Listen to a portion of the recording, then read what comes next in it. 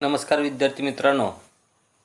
तर आज आपण इयत्ता 10वी मराठी या विषयाचा पुढचा पाठ अभ्यासतोय. या अगोदर आपण बाल साहित्यिका गिरिजा कीर हा स्थूल वाचनात्मक पाठ अभ्यासला होता. त्याचे स्वाध्याय तुम्ही सोडवले असतीलच. तर आज आपण त्याच्या पुढचा पाठ आहे, कविता आहे, वस्तू नावाची कविता. तर ही कविता आपण अभ्यासणार आहोत. कवी आहेत द भा धामनस्कर. कवीचं नाव आहे द भा धामनस्कर. तर त्यांचा जन्म 1960ला झालेला आहे. तर आता वस्तू या कवितेच्या माध्यमातून त्यांनी आपल्याला काय गोष्टींची आठवण करून दिलेली आहे, काही गोष्टींची. तर त्यांची ही कविता आहे भरून आलेले आकाश या कविता संग्रहामधून घेतलेली ही कविता आहे. भरून आलेले आकाश नावाचा कविता संग्रह आहे त्यांचा, त्यातून घेतलेली ही कविता आहे. कधी कधी परीक्षेमध्ये असा प्रश्न विचारला जाऊ शकतो, वस्तू ही कविता द भा धामनस्कर यांच्या कोणत्या काव्यसंग्रहामधून घेतलेली आहे. तर तुम्हाला कवितेच्या शेवटी कंसामध्ये भरून आलेले आकाश नावाचं असं कंसामध्ये दिलेलं कविता संग्रह असतो आणि त्यामध्ये तुम्हाला या कवितेचा उल्लेख पाहता येईल. तर बघूया, कवींचा परिचय पाहू आपण पहिल्यांदा. तर ते प्रसिद्ध कवी आहेत. भावोत्कटता, चिंतनशीलता व प्रांजळपणा यामुळे धामनस्कर यांच्या कविता वाचकांच्या मनाला स्पर्श करतात. सामाजिक तणावांमुळे आलेली अस्वस्थता व्यक्त करताना संवेदनशील मनाला येणारी व्याकुळता आणि अभिव्यक्तीतील संयम ही त्यांच्या कवितेची वैशिष्ट्य आहेत. त्यांची कविता 1980 साली प्रथम कविता दशकाची या संग्रहातून ठसठशीतपणे वाचकांच्या परिचयाची झाली. प्राक्तनांचे संदर्भ व बरेच काही उगवून आलेले हे त्यांचे कविता संग्रह प्रकाशित झालेले आहेत.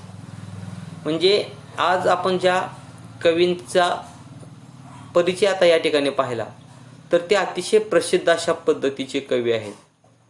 त्यांनी अगदी 1980 पासून कविता लिहायला सुरुवात केलेली आहे. अन्य काही त्यांच्या कविता सुद्धा प्रकाशित झालेल्या आपल्याला पाहायला मिळतात. तर बघूया, या कवितेच्या माध्यमातून आपल्याला धामनस्कर यांनी कोणत्या गोष्टीबद्दल माहिती करून दिलेली आहे. आता वस्तू म्हणजे काय हे तुम्हाला माहीत असणं गरजेचं आहे. कवितेचा शीर्षक आहे वस्तू. तर आता आपल्या घरामध्ये असणारे कपाट असेल, खुर्ची असेल किंवा टेबल असेल किंवा तुमचं भांडी असतील, काय अडकीत असेल, आरसा असेल, काही ज्या तुमच्या जुन्या वस्तू असतात त्याला आपण वस्तू म्हणून संबोधतो बा.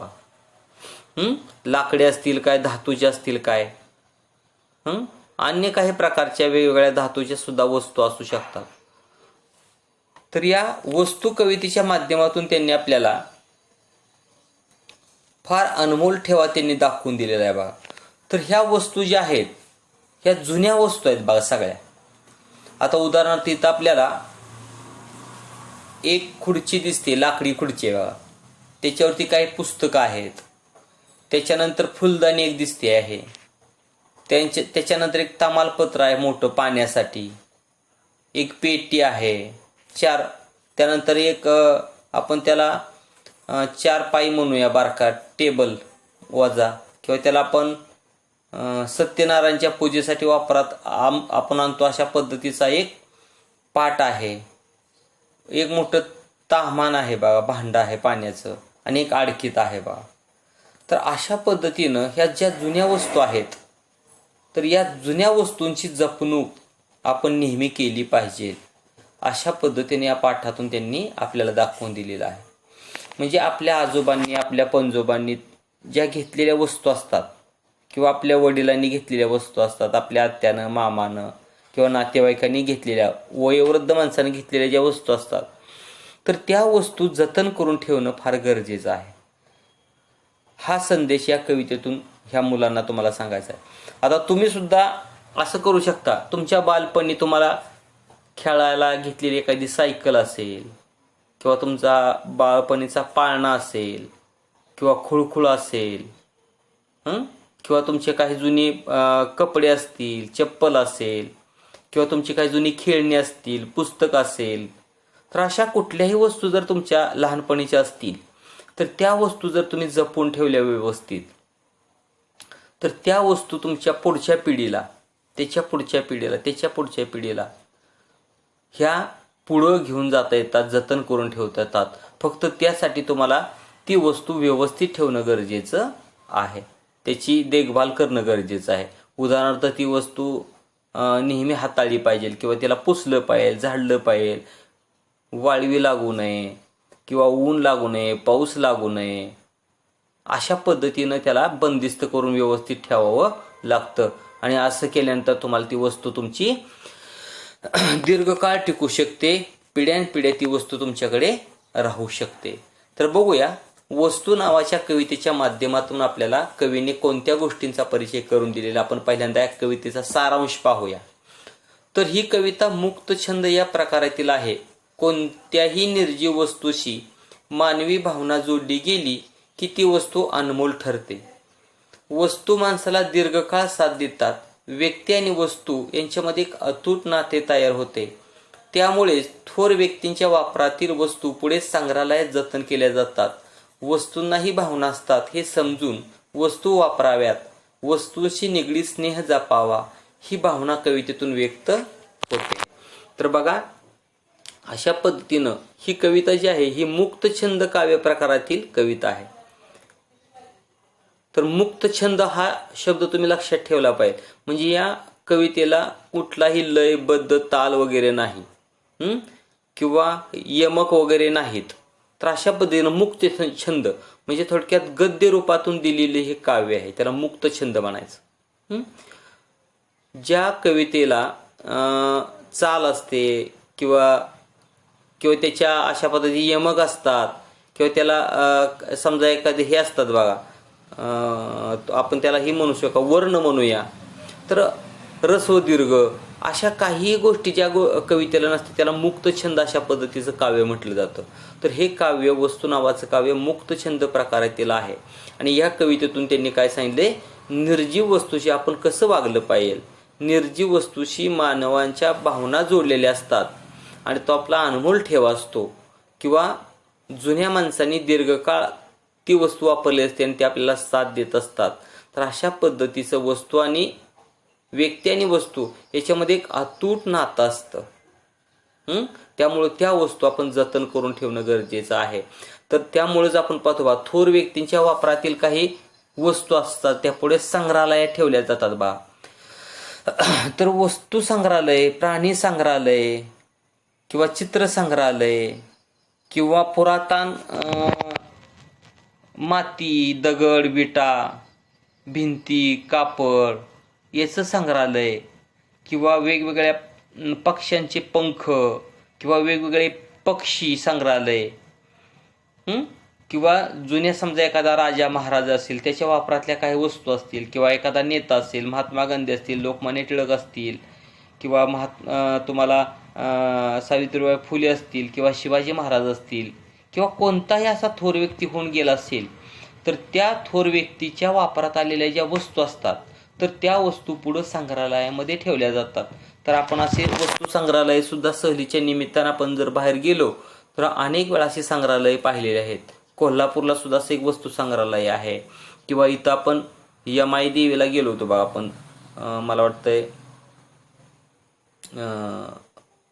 यमाई देवी इथं साताऱ्याच्या आसपास आहे. आणि तिथं आपण गेल्यानंतर तिथं सुद्धा आपण वस्तू संग्रहालय पाहिलं होतं तिथल्या राज्याचं.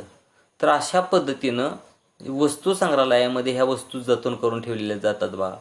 तर ह्या वस्तूंनाही भावना असतात हे या कवितेतून आपल्याला सांगून दिलेलं आहे. त्यामुळे त्या वस्तूंची आपण काय केलं पाहिजे, नेहमी स्नेह जपला पाहिजे आणि वस्तूंच्या निगडीत आपण राहिलं पाहिजे. तर या गोष्टी आपल्याला या कवितेतून द भा धामणसकर यांनी सांगून दिलेलं आहे. बघूया आपण कविता. वस्तूंना जीव नसेलही कदाचित, पण जीव नसल्यासारखे वागवू नये त्यांना.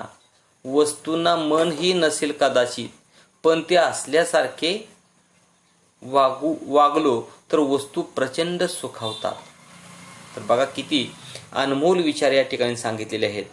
कदाचित वस्तूला जीव जरी नसेल तरी सुद्धा आपण त्याला जीव नसल्यासारखं वागवायचं नाही.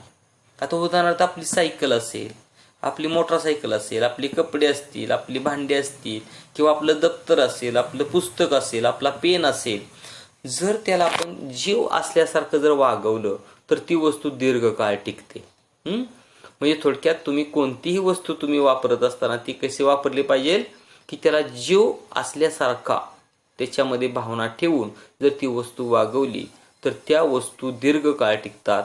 आणि त्या वस्तूंना जर आपण काय त्याच्यात जीव आहे काय किंवा जीव नाही म्हणून जर आपण त्याला फेकलं, आदळलं, आपटलं, त्याची निगा नाही ठेवली तर त्या वस्तू जास्त काळ टिकत नाहीत. म्हणून असं म्हटलंय, वस्तूंना जीव नसेलही कदाचित स्वल्पविराम, पण जीव नसल्यासारखे वागवू नये त्यांना. वस्तूंना मन ही नसेल कदाचित, पण ते असल्यासारखे वागलो तर वस्तू प्रचंड सुखावतात. तर वस्तूला मन आहे असं समजायचं आपण, आणि त्या वस्तूशी आपण वागायचं. तर असं जर केलं तर त्या वस्तू काय होतात, प्रचंड सुखावतात. म्हणजे त्यांना आनंद मिळतो, सुख मिळतं, समाधान मिळतं, आणि ती वस्तू दीर्घकाळ टिकू शकते. तर आपण अनेक राजा महाराजांचे किंवा नेत्यांचे, जुन्या माणसांच्या 4 व्हीलर गाड्या असतील, 2 व्हीलर गाड्या असतील, किंवा त्यांच्या खुर्च्या असतील, कपाट टेबल असेल, घर असेल, अशा अनेक वस्तू आपण व्यवस्थित ठेवलेल्या आपण कदाचित पाहिलेल्या आहेत. तुमच्या सुद्धा घरामध्ये अशा तुमच्या आजोबांची, आजीच्या, पणजोबाच्या काळातल्या काही वस्तू असू शकतात बघा. उदाहरणार्थ एखादा हांडा असू शकतो, भांडे असू शकतात, किंवा कॉट असू शकते जुनी, कपाट असू शकतं, कदाचित काय नसलं तर घर तरी असू शकतं ना जुनं. तर त्या घराचा दरवाजा असेल, भिंती असतील, त्याचं छत असेल, हे व्यवस्थित आपण ठेवलं पाहिजे, जपलं पाहिजे, त्याला मन आहे असं आपण वागवलं पाहिजे.